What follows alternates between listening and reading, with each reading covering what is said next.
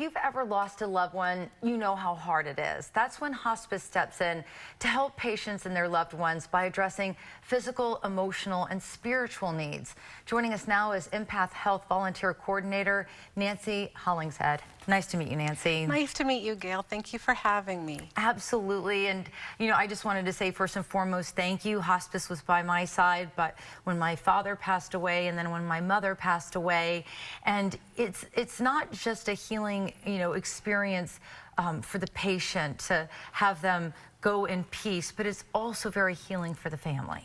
Absolutely. Suncoast Hospice, a member Empath Health, is there for families and patients and to give them that peace of mind and to support them through their journey with the families and the patients.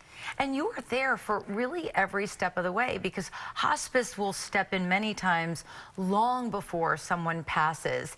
And it's just about getting that person in a situation to where when they do come to the final days, it's not that traumatic.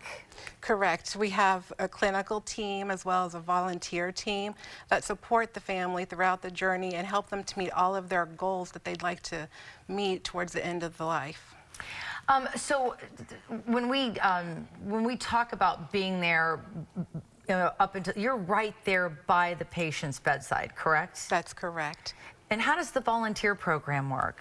Our volunteers are amazing human beings. They like to support the family by offering their time, by offering service, kind acts of service, such as companionship, bereavement services, pet visits, anything to support the family and make the journey easier for them.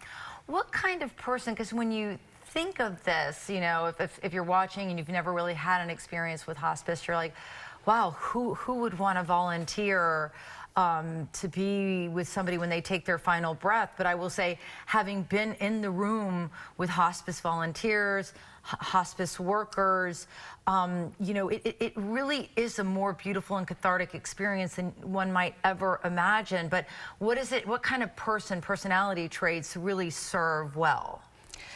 A lot of our volunteers show that they are compassionate, loving towards each other, and just want to be good humans to help other humans and show love that way. Being a companion volunteer, you're allowed to sit with patients and families and be present and give them the gift of your time and undivided attention. And the families and patients, they feel loved through that process. They feel supported. And also, we have many ways of volunteering. If patient and family services isn't a fit for you and you have special skill sets or talents, we have many programs as music program, volunteering in the office, helping the clinical staff. So you're involved in patient care, but maybe not quite at bedside. And this can strengthen your own feelings of, purpose in life. It does. It makes you connected to the community and you make new friends that way. You learn new skill sets. We offer lots of free training in the palliative arts, such as Reiki, aromatherapy, and you can bring your pet and involve more of your family in your volunteering as well.